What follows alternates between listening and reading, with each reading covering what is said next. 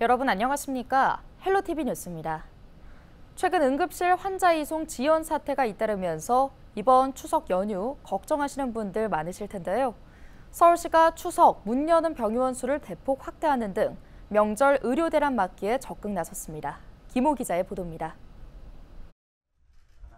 서울시가 추석 연휴 의료 대란을 막기 위해 병의원 운영을 대폭 확대합니다. 오세훈 서울시장은 6개 보건의료협의체 단체장을 만나 추석 연휴 응급의료 비상진료 대책을 마련하기로 합의했습니다. 이에 따라 협의체는 추석 연휴가 시작되는 오는 14일부터 18일까지 병의원 5,922곳, 약국 6,533곳 등 12,000여 곳을 운영하기로 결정했습니다. 하루 평균 병의원 1,184곳, 약국 1,306곳이 문을 열게 됩니다. 이는 지난 설 연휴와 비교해 1.5배 늘어난 것입니다. 시민 불편을 줄이기 위해서 의사회, 약사회 등에서 적극 협력해 주셨고 병의원과 약국의 자발적인 참여도 있었습니다. 아울러 추석 연휴 기간 동안 비상진료 체계를 최대한 가동하도록 하겠습니다. 우려했던 응급실은 평소와 같이 24시간 운영됩니다. 이대 목동병원 등 권역 및 지역 응급의료센터 31개소와 서남병원 등 지역 응급의료기관 18개소, 응급실 운영병원 20개소 등 모두 69개 응급의료기관이 운영됩니다. 또 소아 환자를 위해 은평 성모병원 등 우리아이 안심병원 8곳과 서울대병원 등 우리아이 전문응급센터 3곳 등 11곳이 운영되고 소아 경증 환자 외래 진료를 위해 달빛 어린이병원 13개소가 문을 엽니다. 서울시 의사협회는 추석 연휴 응급 환자가 발생했을 경우 환자 연령과 상태에 따라 지역 병원이나 응급센터를 찾을 것을 당부했습니다. 응급실은 경증 환자들은 중증 환자에게 양보해 주시고 적극적으로 의료진의 지시에 따라 주신다면 저희 의료진들과 우리 보건의료 단체가 시민 여러분들의 건강을 지킬 수 있도록 최선을 다하도록 하겠습니다. 공공의료도 총 가동됩니다. 25개 자치구 보건소와 7개 시립병원은 경증 환자를 위해 응급진료반을 운영합니다. 보건소는 연휴 기간 3일 이상 내과와 가정의학과 진료를 제공하고 추석 당일인 17일에는 정상 운영됩니다. 특히 7개 시립병원은 16일부터 18일까지 각기 다른 진료 과목으로 외래 진료를 실시해 의료 공백을 메울 예정입니다. 서울시는 추석 연휴 비상근무 체계를 유지하는 한편 시청 내 응급진료 상황실을 설치해 문 여는 병의원과 약국 현황을 실시간 점검할 예정입니다. 헬로티비 뉴스 김호입니다.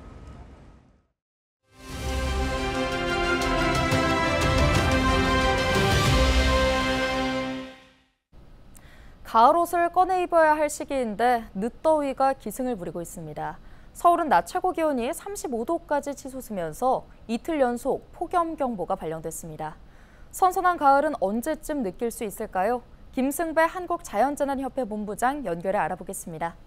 네, 본부장님, 지난 6월에서 8월 전국 평균 기온이 25.6도로 역대 여름 기온 중 가장 높았다고 하는데요.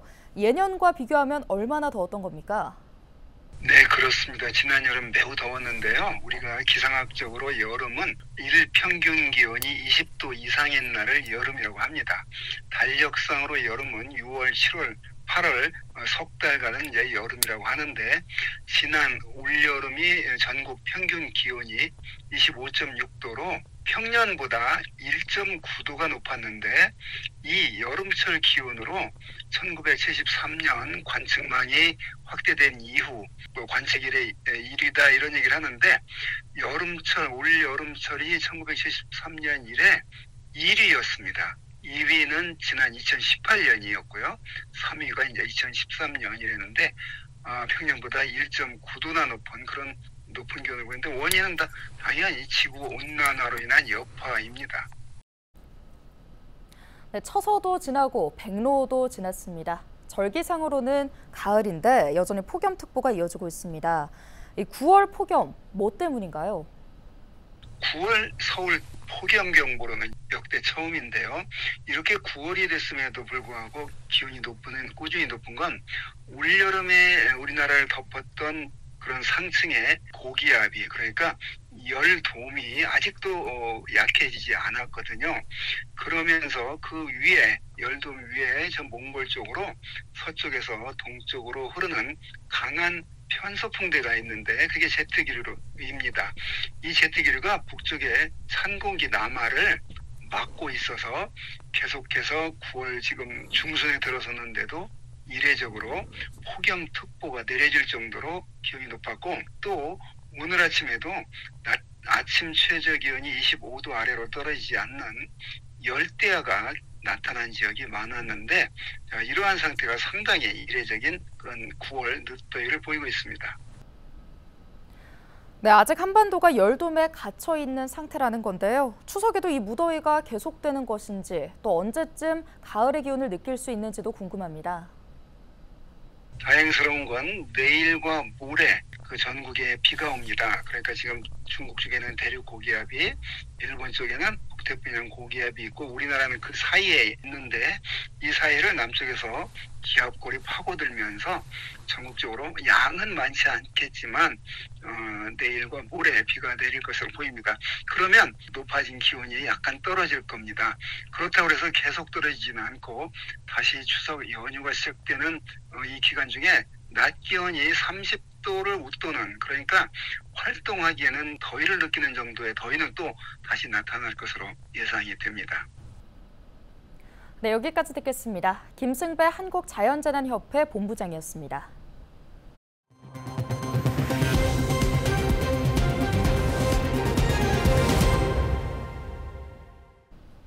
은평구 치매안심센터가 운영하는 반갑다방이 치매 우수 프로그램으로 선정됐습니다.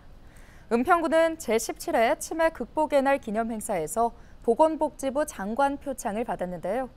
치매안심센터는 반갑다방을 통해 치매 환자에게 사회활동 참여 기회를 제공하고 치매 인식 개선에 기여한 점 등을 인정받았습니다. 반갑다방은 경증 치매를 앓고 있는 어르신들이 바리스타로 활동하는 공간입니다. 오는 21일 청년의 날을 맞아 양천구가 청년 정책 박람회를 개최합니다. 오는 27일부터 4일간 서울 청년센터 양천에서 열리는 박람회에서는 금융과 주거, 문화 등 맞춤형 부스가 마련돼 청년 정책 전반에 대한 상담이 제공되는데요. 또 최연소 나이로 세계 6대 마라톤을 완주한 안정은 러닝 전도사 등 유명 인플루언서 5명이 강연자로 나와 직장 생활과 주거 준비, 취미 생활 등을 강연하게 됩니다. 이번 행사는 19세에서 39세 청년이면 누구나 참여할 수 있으며 각 프로그램별로 온라인을 통해 사전 신청하면 됩니다. 오는 13일부터 기후동행 카드를 이용해 공항철도를 타고 인천공항역에서 추가 요금 없이 내릴 수 있습니다. 서울시는 기후동행 카드 이용 범위를 공항철도 인천공항역까지 확대했는데요. 공항철도는 서울역, 공덕역, 홍대 입구역 등 서울 지역 6개 역사에서 기후동행 카드 승하차 서비스를 제공하고 있는데 인천공항역에서는 사용할 수 없어 불편하다는 지적이 많았습니다. 특히 관광객용 단기권이 출시된 이후 인천공항역에도 기후동행 카드를 적용해야 한다는 요구가 많았습니다. 이에 서울시는 관광객들이 공항철도를 타고 인천공항으로 이동할 때 기후동행 카드 이용이 가능하게 했습니다. 다만 인천공항역에서 내릴 때만 기후동행 카드를 쓸 수 있기 때문에 이용자들의 주의가 필요합니다. 서울시가 추석 연휴를 맞아 공영주차장 59곳을 무료로 개방합니다. 무료 개방 기간은 오는 14일부터 18일까지 5일이며 종묘와 동대문, 수서역과 복정역 등 상업지역과 시장 인근 공영주차장 59곳인데요. 또 자치구에서도 전통시장 인근 등 지역 내 공영주차장을 추석 연휴 무료로 개방합니다. 서울시와 자치구의 무료 개방 주차장은 서울시설공단과 자치구 홈페이지를 통해 확인할 수 있습니다. 김미경 은평구청장이 11일 지역 전통시장을 찾아 민심을 살폈습니다. 김 구청장은 신응암시장을 방문해 상인들의 고충을 듣고 경로당 어르신과 함께 추석맞이 장보기 행사를 가졌는데요. 장보기 행사에는 충암 경로당 어르신 4명이 함께했으며 이들은 미리 구매한 온누리 상품권을 사용해 장을 보며 소비 촉진 활동에 나섰습니다.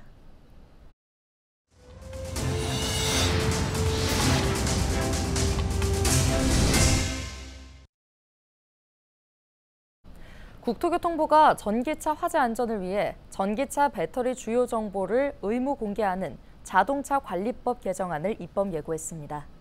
입법 예고안은 자동차 제작사나 수입사가 전기 자동차를 판매할 때 소비자에게 배터리와 배터리셀의 정보를 제공하도록 하고 자동차 등록증에 표시하도록 했는데요. 배터리 용량과 정격 전압, 최고 출력과 제조사, 배터리셀의 형태와 주요 원료 등을 공개하는 내용을 담고 있습니다. 환경부와 국토교통부 대도시권 광역교통위원회가 온실가스 감축을 위해 2030년까지 전체 광역버스의 25%를 수소버스로 보급하기로 했습니다.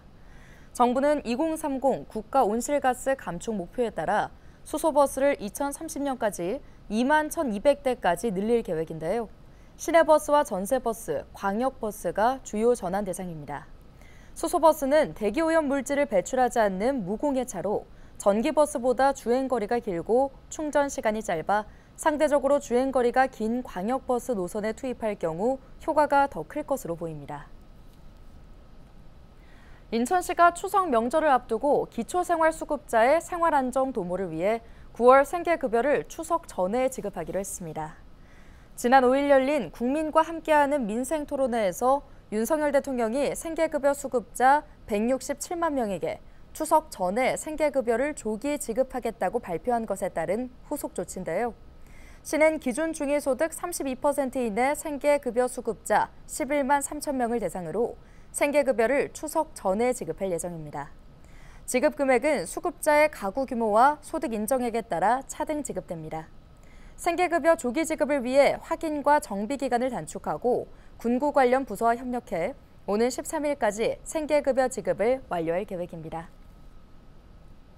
인천시가 지방세 체납액 징수율을 높이기 위해 체납자 소유 차량에 대한 처분을 강화하기로 했습니다.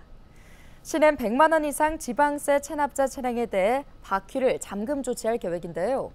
그동안 시는 자동차세 체납때만 차량 번호판을 영치했지만 일부 체납자들이 자동차세만 내고 다른 지방세는 납부하지 않은 점을 고려해 이같이 결정했습니다. 이에 따라 시는 10개 군구 지방세 체납자 821명의 차량 압류를 진행하고 차량 번호판 영치 후 3개월이 지난 장기 체납자 1,697명에 대해서는 차량 견인과 공매를 추진할 방침입니다. 경기도가 기초생활보장수급자의 9월 생계급여를 정기 지급일보다 7일 앞당겨 추석 전인 13일에 조기 지급합니다. 도는 제수용품과 명절 선물 등 소비 지출이 증가하는 추석 연휴를 앞두고 수급자들의 부담을 줄이기 위해 조기 지급을 결정했는데요. 이에 따라 도는 생계급여 지급일 변경을 시군에 요청하는 한편 급여 지급 시스템 처리 현황을 모니터링 중이라고 설명했습니다. 올해 추석 연휴에 인천공항 하루 평균 이용객이 20만 명을 넘어서면서 역대 연휴 최대 기록을 세울 것으로 전망되고 있습니다. 인천국제공항공사는 오는 13일부터 18일까지 6일간 하루 평균 여객 20만 671명을 기록할 것으로 전망했는데요. 지난해 같은 기간과 비교하면 11.6%, 코로나19 이전인 2019년 대비 11.8% 늘어난 역대 추석 연휴 최대 기록입니다. 이는 올해 들어 최근 동남아와 일본 노선에 여행객이 몰리면서 해외여행 수요가 꾸준히 늘어난 영향으로 보고 있습니다. 이번 연휴 기간 중 이용객이 가장 많은 날은 18일로 21만 2,896명이 인천공항을 이용할 것으로 보고 있습니다. 출발 여객이 가장 많은 날은 14일 20만 7,404명, 도착 여객이 가장 많은 날은 18일 11만 7,495명으로 전망됐습니다. 경기도가 추석 연휴 기간 동안 일산대교와 제3경인고속화도로, 서수원 의왕간 고속도로 등 민자도로 3곳의 통행료를 면제합니다. 이용 차량들은 평상시와 동일하게 하이패스 장착 차량은 하이패스 차로를, 일반 차량은 요금소를 통과하면 되는데요. 도는 연휴 기간 약 179만 대의 차량이 해당 민자도로를 이용할 것으로 전망했습니다. 오늘 준비한 소식은 여기까지입니다. 함께해 주신 여러분 고맙습니다.